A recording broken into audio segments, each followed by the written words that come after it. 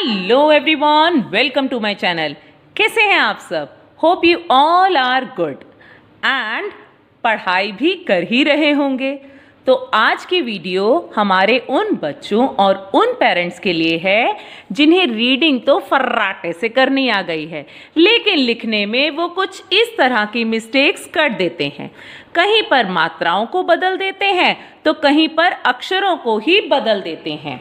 तो आज की वीडियो में हम इन सभी प्रॉब्लम्स के लिए सॉल्यूशन निकालेंगे, ठीक है?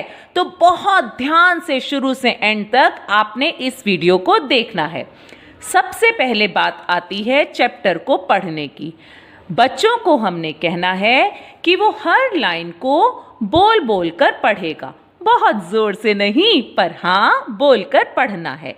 जैसे एक राजा था, उसका एक राजकुमार था, राजकुमार का जन्मदिन।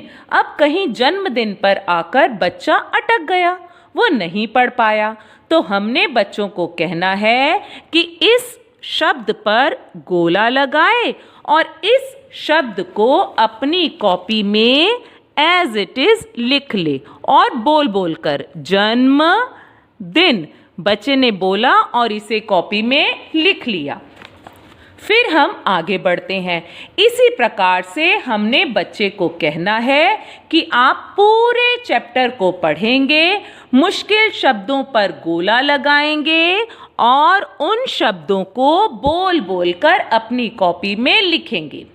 और अगर बच्चा पूरा पढ़ पाता है बिना रुके हुए, कहीं पर भी उसे कोई दिक्कत नहीं आती, फिर भी जो बड़े वर्ड हैं हम उन्हें बच्चों को लिखने को कहेंगे। इसके बाद इन शब्दों का करना क्या है? इन शब्दों का शुद्ध रूप बच्चों को लिखने के लिए हम कहेंगे।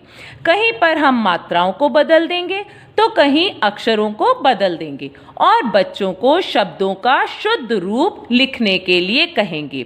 ये हुई दूसरी एक्टिविटी। बेसिकली हमने बच्चे को लिख लिख कर लर्न करवाना है। और हाँ फ्रेंड्स, रीडिंग होता है बेस राइटिंग का, तो रीडिंग को बिल्कुल भी लाइटली मत लेना।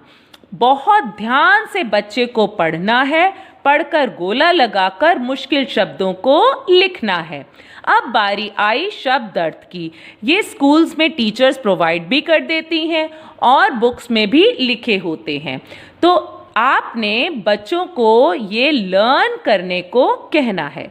जब बच्चों ने शब्द और उनके अर्थ को लर्न कर लिया, उसके बाद आप शब्दों को कॉपी में लिख देंगे और बच्चे को अर्थ को लिखकर याद करने को कहेंगे। आप देखेंगे कि बच्चे इन शब्दों के अर्थ में भी बहुत सारी मिस्टेक्स करते हैं, तो इसको भी आपने लिख लिख कर लर्न करवाना है, क्योंकि हिंदी हो, इंग्लिश हो, मैथ्स हो, प्रैक्टिस तो बनती है। नेक्स्ट बारी आई क्वेश्चन आंसर्स की। क्वेश्चंस दिए हुए हैं, आंसर्स कॉपी में मैम ने लिखवा दिए।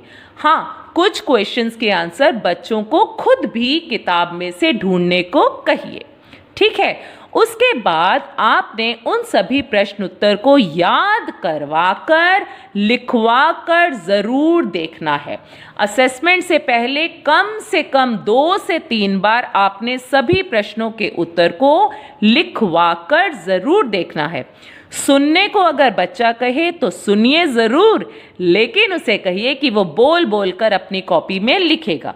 लिखने से उसकी हैंडराइटिंग भी इम्प्रूव होगी, स्पीड भी इंक्रीज होगी और लिखने में जो गलतियां होती हैं वो भी बहुत कम हो जाएंगी।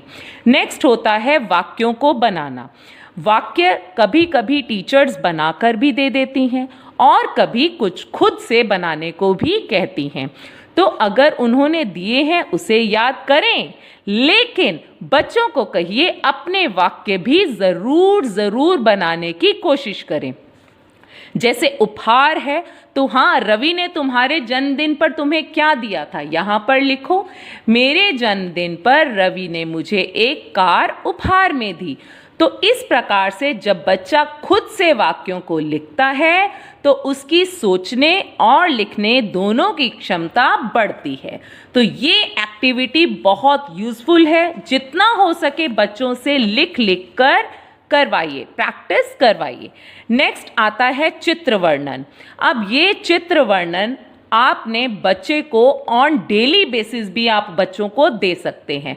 जैसे आजकल कोरोना वायरस की वजह से बच्चे घर में बैठे हुए हैं, तो रात को वो 3 से 4 लाइंस लिख सकते हैं कि मैंने अपना आज का दिन कैसे बिताया, किस किस बात ने मुझे बहुत खुशी दी, किस बात से मैं थोड़ा सा परेशान हो गया, क्या क्या प्रैक्टिस की।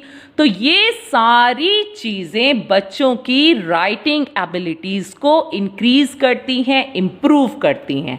बट हाँ, याद रखिए कि रीडिंग बेस होता है राइटिंग का, लेकिन बच्चों को हर चीज़ हमें लिख लिख कर याद करवाने की प्रैक्टिस करवा। चलिए प्रैक्टिस करते हैं और मिलते हैं नेक्स्ट क्लास में। होप इस वीडियो से आपको फायदा मिले तो मुझे कमेंट बॉक्स में जरूर बताइए। मिलते हैं नेक्स्ट क्लास में। Till then bye bye, take care.